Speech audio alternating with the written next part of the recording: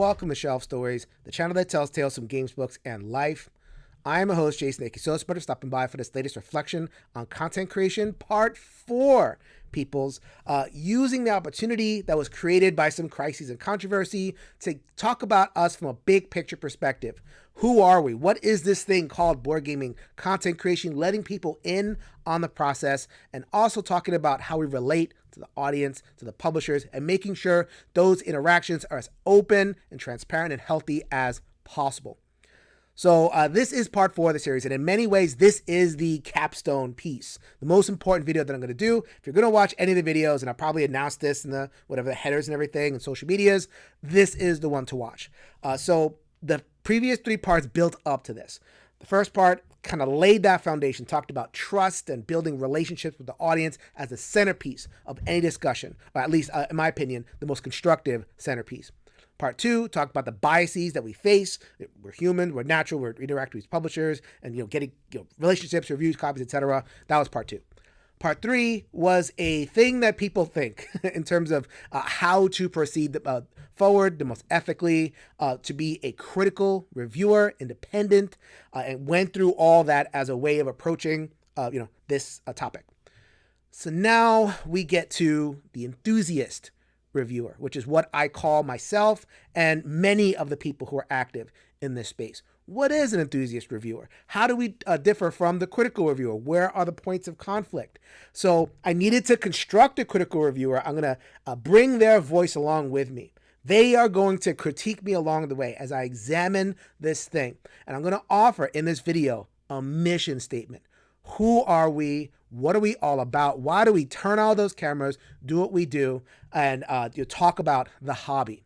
Spoiler alert, this is going to be the most joyful video. It's an enthusiast reviewer, so I got to bring the enthusiasm, and that's what I promised to bring you here in part 4.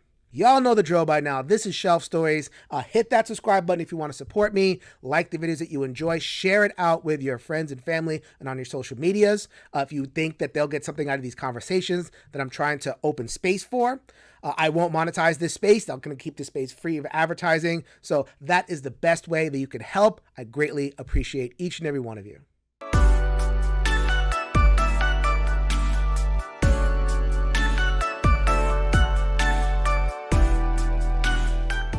Motivation, period, point blank, end of story, is to spread joy and grow the hobby. Gamer wants to enjoy the hobby. Enthusiast wants to spread joy and grow the hobby. A little bit of etymology for you, comes from a Greek root, en theos, filled with God, filled with the Spirit. And in a secular way, it's filled with excitement, filled with joy. Joy that motivates, joy that we have this joyful thing and we just want to share it and spread it, all that great stuff. And that stands in distinction to the motivation of the critical reviewer, which is exactly why I went through that whole thing in the 3rd video. So the critical reviewer, there's an enjoyment there, they're using their intellect and they're searching something. And we've had that, speaking of the Greeks, that goes back to the ancient Greek study of everything. And all around the world there's been, critical reviews of art.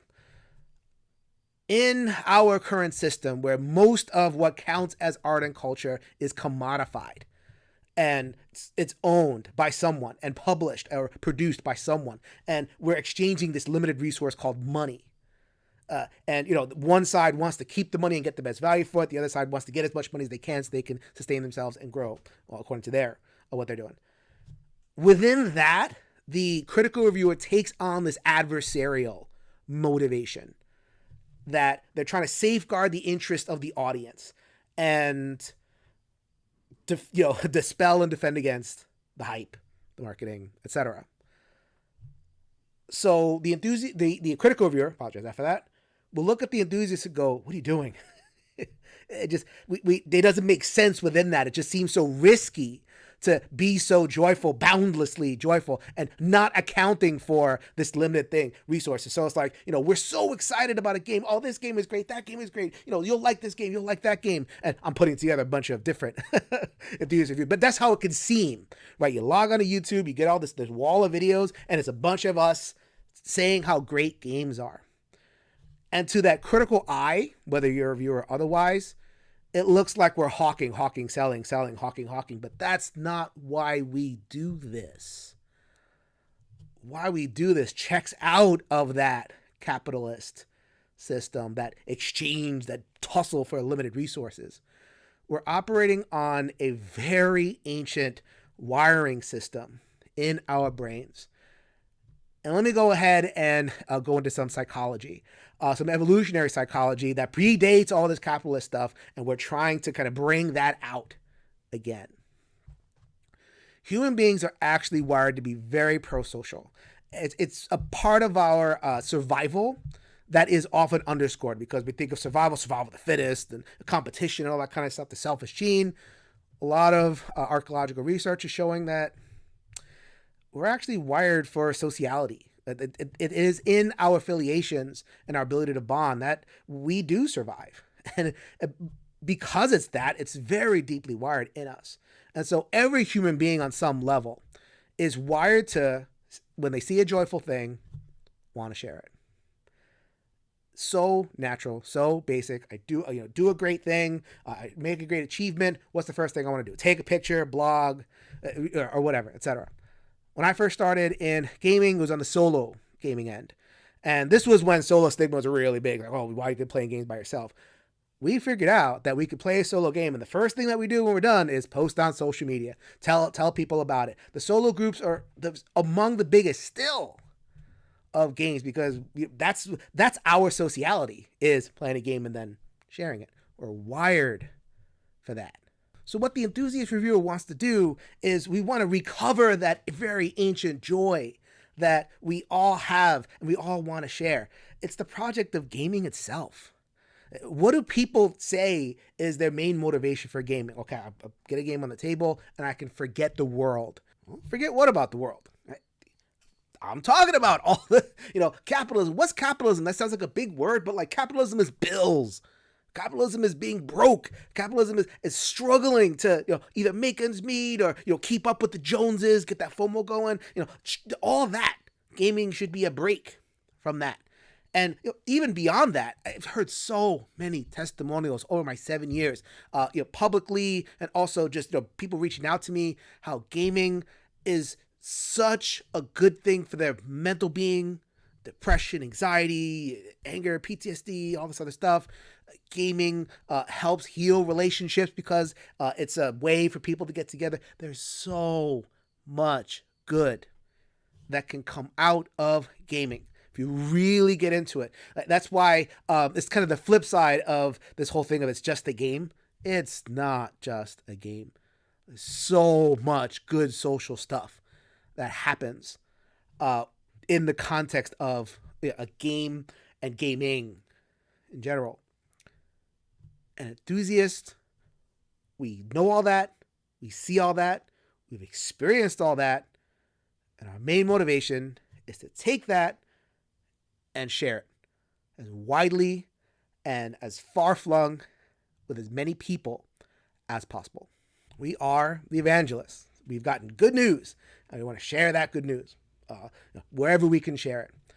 And I know I'm kind of pulling from the religious stuff, but this is deeply human. And I'm doing my best to kind of translate that to a secular space where it's like we have this thing, this good thing. And not only do we want to share the thing itself, like, anyone could just kind of take games and, chuck them around and everything, especially if you have a little bit of resources. We want to organically grow. We want to grow this community so that the games reach the right audiences and they're treated like they want to be treated. And, it'd be no use to kind of chuck a product at somebody, but like, I'm giving you my person, I'm giving you my enthusiasm, has much more of a chance to land and actually spread the joy that we feel ourselves. So that's what Enthusiast is. We don't just want to enjoy a thing, we want to spread joy about the thing. We want to grow the hobby because products themselves are not enough. It takes that human connection. We all know that intuitively, so that's why we turn on the cameras. That's why we make those parasocial relationships with people, because it is through those relationships that this thing organically grows and as many people as possible share in what we're doing. And I hear that critic. It's like, I hear what you're saying, but there's a giant but. And that's what the fifth part of the video is. The fifth part of the video is going to be my attempt to kind of reconcile capitalism versus joy. Because as much as we would want to escape, there are so many reasons why we just can't. We're kind of stuck in that web. But let's not smush the joy. Let's spend the rest of this video as an ode to joy. So we truly understand what we're offering, what we're trying to do. And from there, we can plug in and figure out how we can do this sustainably and for everybody.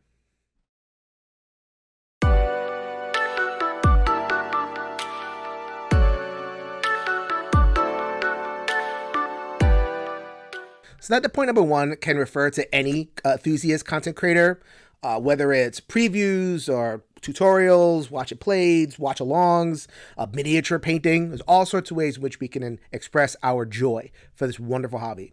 An enthusiast reviewer is a reviewer. But I haven't defined review yet, haven't I? So let's do a little preamble part. What is a review? And I'm going to expand the definition a little bit based on one that I had considered in the previous video on critical reviewers. I talked about this definition in the last video, but I'll reassert it here.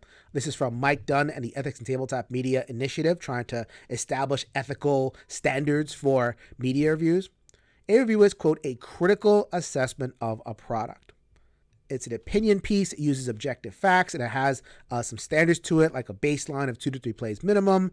And of course, the ever-present should not be paid ever. That seems fine, makes sense. But then elsewhere in the same document goes on to talk about impressions. Impressions are opinion-based content posted after a brief time with a game or product. Impressions may include opinions, though it should be communicated that not enough time has been spent with a product for a full review. I definitely hear the voice of that critical reviewer that I set up in the last video, wanting to safeguard what they're doing with the critical analysis and the depth and the seriousness, and wanting to distinguish that from other forms of content that may be shorter, impressions as was described. Sometimes you'll see like a bullet point list on BGG. There's different kind of forms, but making those distinctions, which I struggle with, I have to be honest. Where are the lines? It seems like an objective thing to kind of define review and all these other things, but when you really dig in, who says 2 to 3 plays? I use that as an example. I've been reviewing for quite a while, a podcast and blog, and I've done all sorts of different stuff. And I will inevitably get a comment just every once in a while that'll say, how many times did you play that? You got to play it at least 5 times in order to know what's going on. 10 times. How many times do I have to watch a play just one to tell you it's a good game? For crying out loud. And it touches on all sorts of other discussions that happen in video gaming. A discussion is, well, it gets good after 100 hours. Really? Go ahead, Google that. There's, like the bigger games, with the long campaigns and everything. Really, like a reviewer is supposed to sit there 100 hours in order to be able to like unearth the goodness or full spectrum of the game. It feels to me, and I know that the person did not mean it this way, and most folks don't mean it this way. I'm just talking about what I'm experiencing, and using that restrictive term of review often becomes a cudgel. You're not a real reviewer. Let's talk about the real reviewers, the people that do X, Y, Z, ABC, 1, 2, 3, and they have, whatever standards set up. I don't mind standards. I'm going to talk about that in a little bit, but we got to be really careful, especially when it comes to this thing called a review. So in my search for answers, I did what any intelligent person would do, look on the internet. I went to the site Metacritic, which is a review aggregator. I am showing the splash page for the latest movie, Transformers: Rise for the Beast, and I see that there are critic reviews, 47 critic reviews right there. So that's exactly what we're talking about in the last video. But there's a user score, generally favorable reviews, based on 84 ratings. Let's take a look at some of those 84 ratings. What do they call themselves? Reviews, just a short review, etc., etc. So I think there's something to this colloquial instinct that we have to name all sorts of things a review. And so I want to draw out a couple of through lines. The first one is back to the original video that I made in this series, video number 1, where I wanted to center the relational aspect and the trust aspect, trust at the end of the day being a relationship between two people. I put forward, in my opinion, A review is a type of relationship that a creator makes with an audience. The reviewer is broadcasting their thoughts and feelings about a product. Thoughts and feelings are just an opinion. That could be in your head. But the act of broadcasting and then an audience receiving it, now that becomes a review. Kind of the whole thing of like, okay, if something makes a sound in the woods and nobody's around to hear, is it a sound? Well, if somebody's around to read the review, then it becomes a review. So that's doodle number one. Doodle number two that I noticed is an effort to give a why. Not any old thoughts and feelings about a product. Why I like it, why I don't like it, why you might like it, why I might not like it. It's the why that makes us human. We want to know why we feel things and think things, or why something's good or bad and everything. That inspires in us a human response. And that's why I talk about review as a relationship. Once I understand that this person that is putting out content is putting in a little bit more than just, okay, here's the game or here's the feature. Now they're putting in a little bit of the thing that makes us human, the why. And I get to know a little bit about them and how they think. That's a review. And it could be tiny. It could be one person putting up a BGG comment or whatever. Or imagine, this is kind of a weird thing to imagine, but imagine there was like a Uber user who people were looking forward to their ratings and their reviews, and they put up the 8, and they put like a blurb, like a 2-sentence thing, and they just happen to be the wizard of sentences, the Shakespeare of BGG reviews. They're just giving you the 2 sentences every once in a while. I mean, but they have a following, there's a reception, they're trusted for whatever reason. That's a review, and that's a reviewer. And so I realize that I am broadening the definition of review, but I truly feel in order to understand what's going on and ultimately move forward, we need to have the proper foundations, and understanding review as a relationship, a type of relationship where a self is being broadcast and there is a receiver on the other end. And that's what a review is. Now we can start to think of those categories. We have a critical type of review, and then within that we have a range of different ones. We can have a consumer driven review, a buyer's guide or whatever it is. People might want to poo-poo that a little bit. Well, that's not really a review, that's paid, that's marketing. Someone's telling you what they think, who's independent. Maybe they were paid, but they're still telling you what they think. So that's a consumer review. I know what it is from the qualifier. We can go down the line. This video is about enthusiast reviews. So what's that?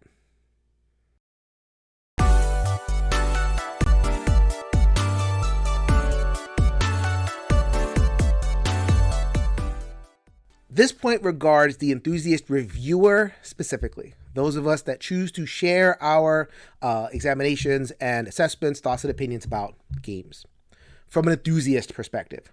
And we have some observations from my friend over here. How you doing? The critical reviewer.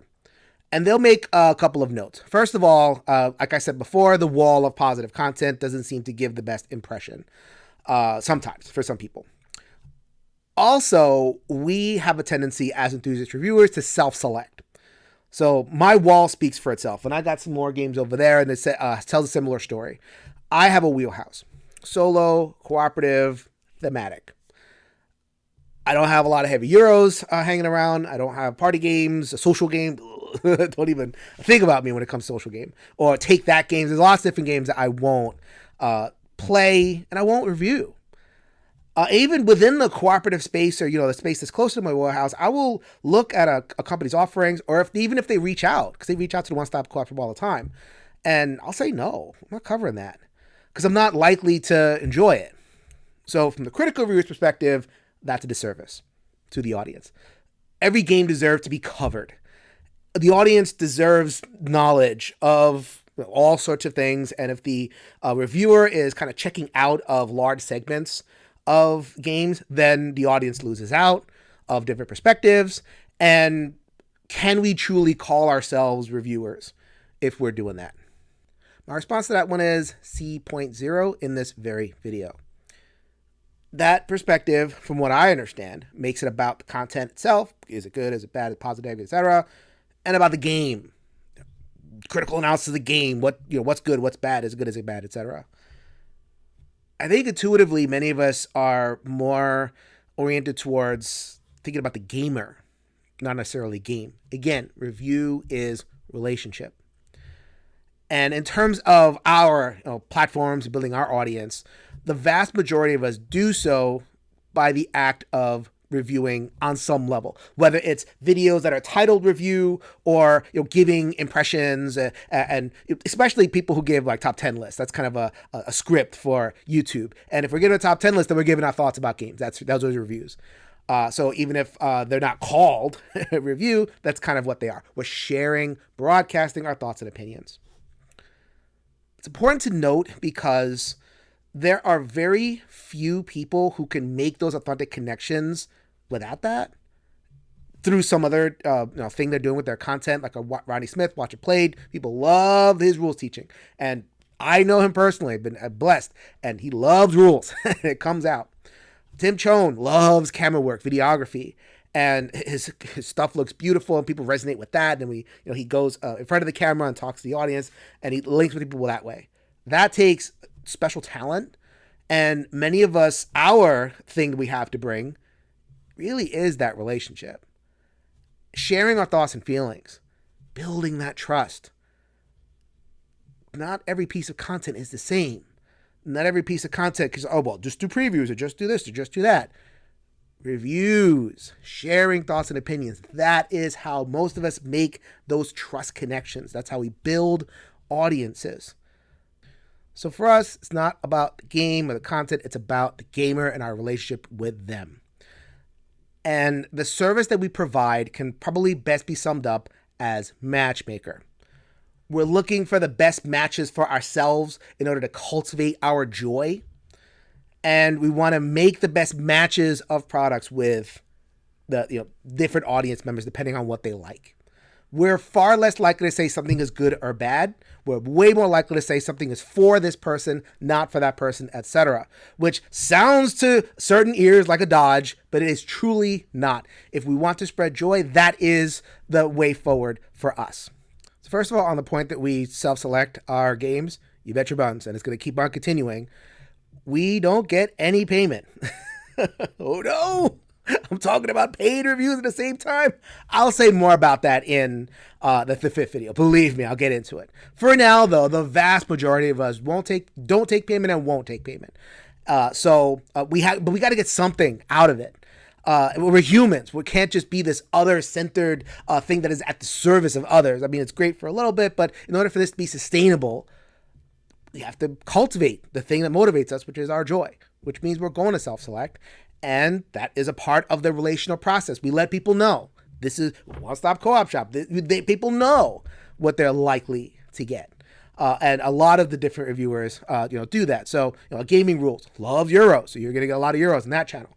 Salt and Sass, Manny and Sue's. Not too much on the solo end. So don't go for that if you want to hear what they have to say, etc. So I think with the wide variety of different people, that's how people will get their coverage. Not necessarily from like the one stop of, the review center where it would churn out reviews of everything. I think naturally, organically, for people's joy, people get the coverage they're looking for.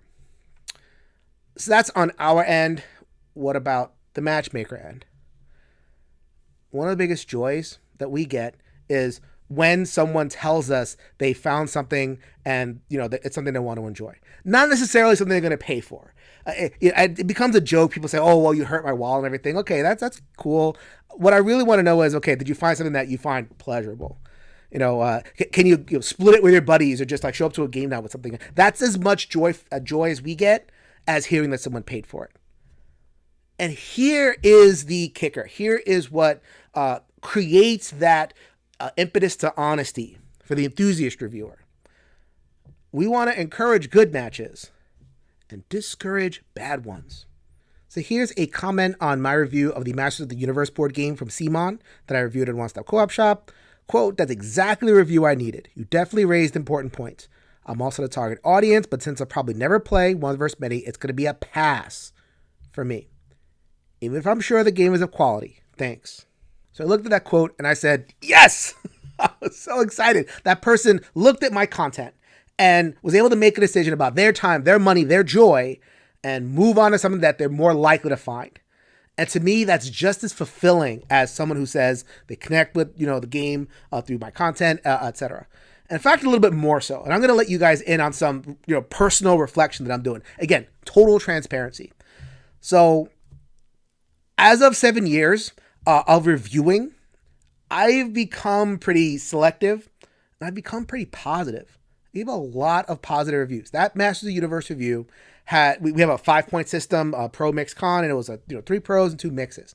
And that's a lot of my reviews. So lots of pros, some mixes. Very rarely will I put a con in there, only if I truly think something deserves it. But I reserve that.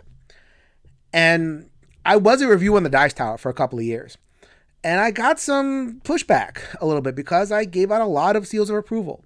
Tom empowered us. If something is rated 7.5, I think, or above, seals of approval, seals of excellence, etc. And I gave out a lot because I reviewed games that I liked.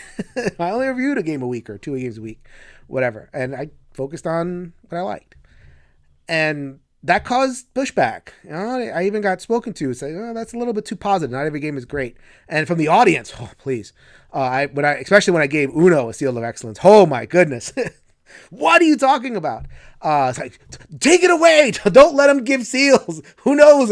If that appears in an Uno box, that seal of excellence, the seal of excellence means nothing anymore. So like I said, in terms of that reflection on being too positive, which is a thing, I think reviewers need to, get into it every once in a while just to kind of, get out of that positivity bubble, because positivity could be a bubble in and of itself. Seeing a comment like that was very reassuring. And I've gotten a couple of those along the way, which is great. I'm showing enough for the game. I am giving enough critical analysis, even if it does lean positive, even if I'm more oriented towards finding the match as opposed to deconstructing the game like mechanic, that people are finding value.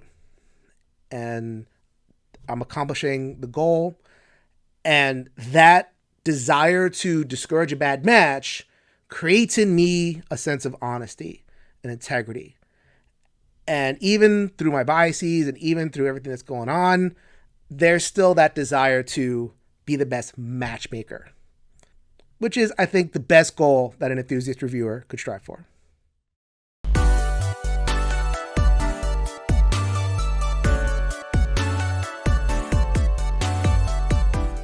For this point number 3, this is going to be the conversation that I feel like a lot of people have been wanting to have. And as creators, we can be really sheepish about it. Some people will try their best. I feel like we haven't really had the tools to talk about it in the most constructive ways, which is the point of this whole video series, is to develop a set of tools to have the best conversations.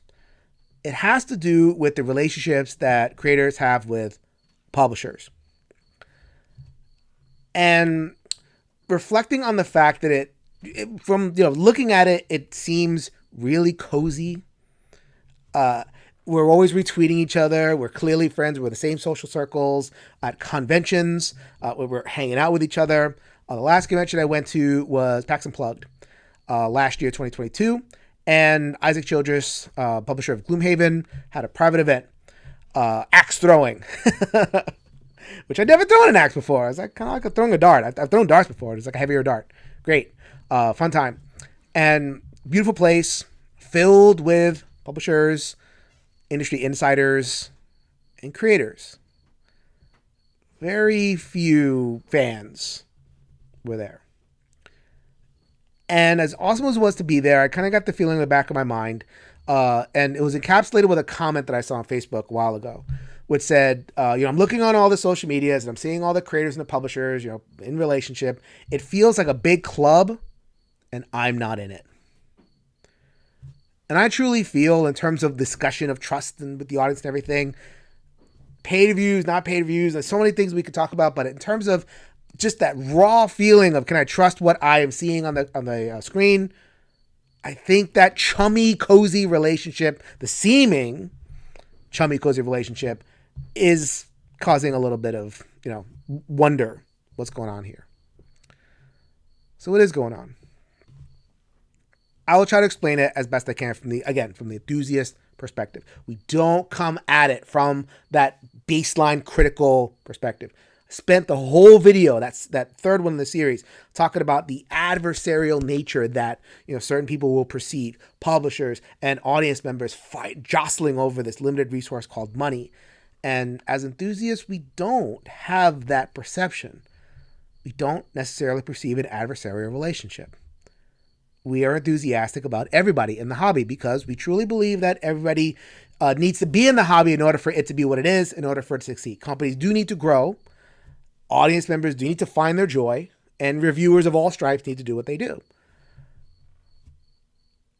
And so, because we root for everybody, it sticks out that we root for publishers. Publishers are included with everybody. And here it is. Yes, guilty as charged. Many of us actively root for publishers.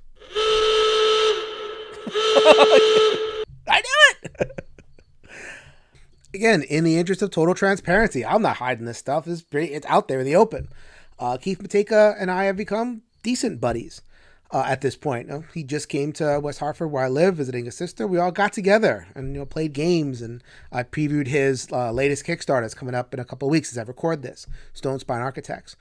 And with him and with somebody like Kevin Bertram, who I talked about before, got some games of them. I'm probably not going to do reviews at this point. The relationships really are too close. I'm disclosing them. Very happy to feature their games and disclose their relationships and let people decide for themselves. So there's two examples right there of like really, really close, chummy, so to speak, relationships. And they all go down the line. So like Isaac, I like Isaac. He's a good dude. And the people that are working over there, Bryce and Ross, I love Ross. He's a good dude, Ross Thompson, and others. So Jamie Stegmeyer, we've worked a bunch of times together on content, including a couple of Zoom chat videos on this very topic. And full disclosure, did not hide this. At the very beginning of Shelf Stories, Jamie had a BIPOC initiative through Stonemaier, giving some seed money to people to start their channels. And I think he gave me like $150 to get the camera stand and some lights and some other equipment. And invaluable. And disclosed that the very first opening video, gave thanks to him and to others who supported the beginning of the channel. And the relationship is ongoing. I root for Stonemaier to succeed. AJ Porfirio at Van Ryder. These aren't tight relationships at this point, but these are people I root for. Frank West at City of Games, Tristan Hall, Hall Nothing Productions, on down the line. And those are publishers, designers, Matt Leacock, Rob Davio. Matt Leacock especially. My God, look at all the pandemic. Rooting hard for that guy. Elizabeth Hargrave, changing the industry. Had a pleasure to meet her at Arisa Khan. I just root for her. And so many other industry insiders. Yes, happen to call them friends, acquaintances, whatever it is, actively rooting for their success. I keep going. I'm sorry. I forgot to mention Tim Fowers. Tim Fowers was, if anybody makes games that's like for me, it's Tim Fowers. I love that man's games. Burgle Brothers and Paperback Adventures in particular are like top 10 games for me. And so I am really privileged to be able to be a person that can feature their games on previews. That means a lot to me. I can go on. And again, this is their transparency, disclosing their relationship. So given just those interpersonal relationships and given all the other stuff that happens, the pipelines, the opportunities for cultural consultancy, which I've been open with, how can I truly say that I'm working in the interest of the audience? Because, again, this isn't limited. I truly feel that suspicion comes from a mindset that imagines that this stuff is limited and adversarial in some way. We can be biased for ourselves and this group to be formed. We can also be biased for the audience. More biased for the audience, in fact. So I mentioned before PAX Unplugged, going to meet different industry insiders at that event and other places. That was great. Truly, for me, the most meaningful parts were interacting with fans. I was walking around with the new Puerto Rico. I was like an advanced copy. No one ever seen it. And people just, whoa, Jason Shelf Stories. And I've talked about them with the parasocial relationships, which is why I had to do that first video. Those parasocial relationships came to life at that time. And that really was the most meaningful. Why was that? Because with that industry stuff, there's exchange. Right. And there's that level of exchange. It's like, okay, if I'm waiting to talk to somebody, then I'm talking about something that I need or want with the channel and everything. And okay, fine. And it's great to get stuff. We get this comment all the time. Oh, it must be nice to get free games. And that's a place to butter people up to get free games. Okay, not going to deny the bias that creates, but the fact of the genuineness of the relationships, which is a more a formless thing, an immaterial thing, but real. Having those interactions and knowing that there's people out there that consistently tune in, reliably tune in because of that trust relationship, that means more to me than anything. And getting to know some of the creators, the end of the day, most of them feel that way. They truly, truly do. And if there is a shortcoming, it may be in our talking about that and showing that. You could say this until you blew in the face, but at the end of the day, because of the the material stuff and everything is so obvious in the publisher end, I think we as creators could always be better at showing the fans that we're serious about this.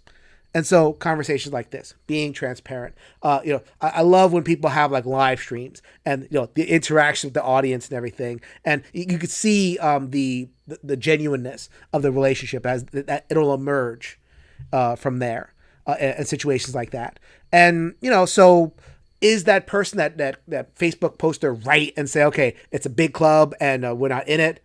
Inevitably, because of professional stuff, maybe on that end. But in terms of just the overall gaming hobby and the most important things about this hobby, which are the relationships, I truly hope that person feels like they have found a relationship with at least enough creators to let them feel that, no, there's a place for you too, with genuine relationship and genuine people who are interested in your fun.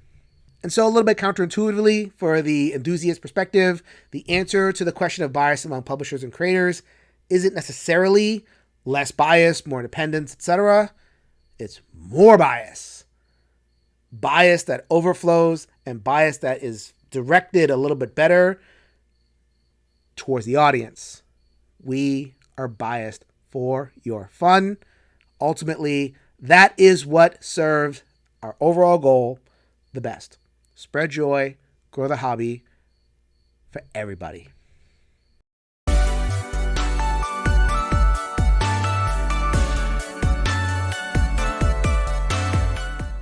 So for this final part of the video, let's talk about the enthusiast in context amongst a lot of the different people that are in this gaming community that make it what it is. And I'm not saying that it's the only way or that we do it right or whatever it is, but I do think our role is a little bit misunderstood, or just there's a lack of understanding there. So let us use the analogy of a garden. We're growing this garden. We're trying to make it as beautiful and open as possible. So the first entity I want to talk about is the audience. The biggest, at the end of the day, it's their land that we're trying to grow. And they're the gamers. They're the ones that enjoy the games. Truly could not exist without that. They're the ones spending the money. They're the ones, the throngs of people that are going to cons and everything. That's what it's all about. The community is, the garden ultimately serves them. Serves us. The other thing that we get from the audience is everything else. All of the reviewers, all of the creators, all of the enthusiasts, all of the publishers come from the audience. We just kind of grew up out of the audience, and we would do really well to remember that ultimately that everybody in the system, it comes from the gamer and needs to service the gamer if we're really going to do this right. That's the audience. The second part is the publishers and their marketers. And I'll put them together because their interests are aligned. A lot of times the marketer works for the publisher, like a community manager or something like that. Or they, work with people who create content or whatever it is. They bring the seeds to the garden. They bring finished products, but it's only potential fun. Show up, they got seeds, people looking at, okay, is that for me? Is that going to be fun?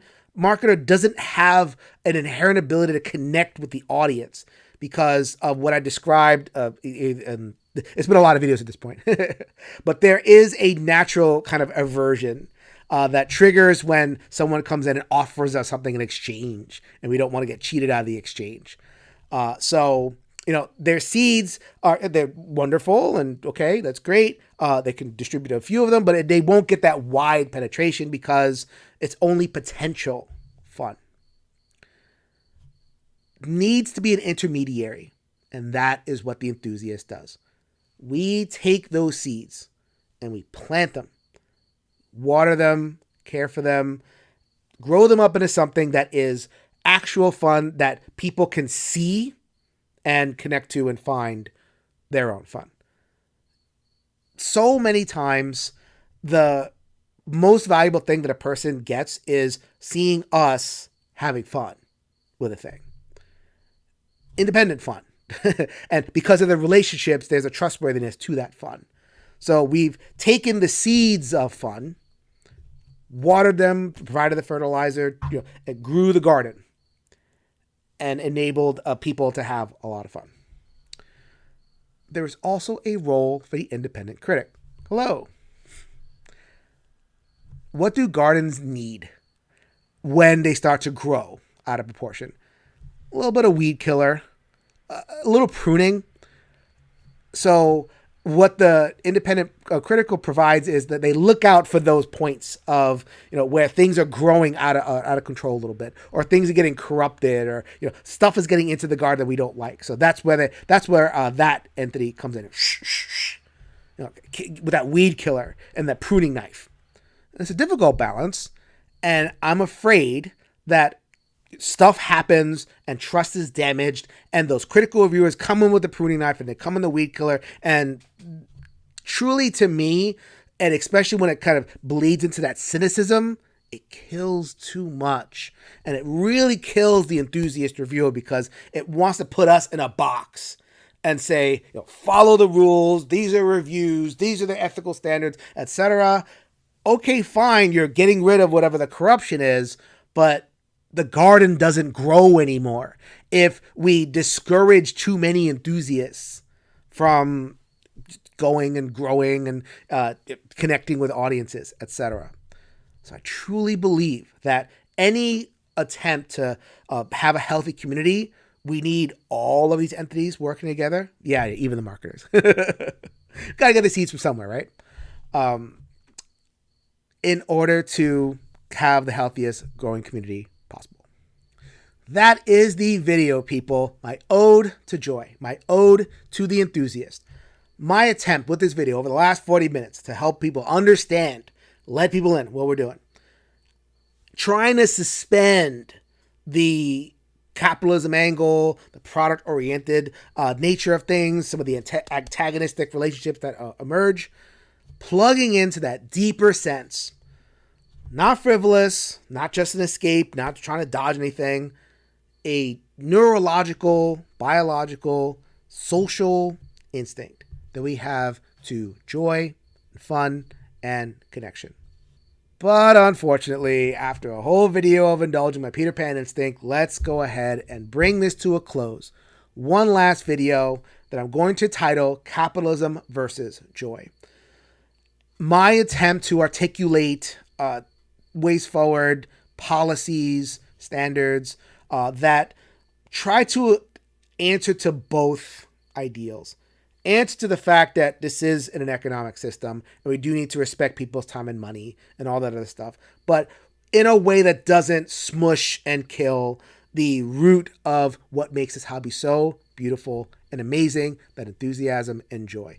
Capitalism versus joy, some ways forward. I don't have all the answers, but I'm going to try to give some suggestions as much as possible. And as always, I welcome conversation.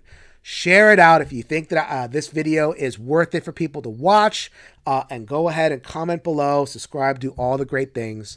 I'm looking forward to continuing this journey one more leg. This is Jason from Shelf Stories, reminding you if you could change your mind, you could change the world, people. So until next time, bye everybody.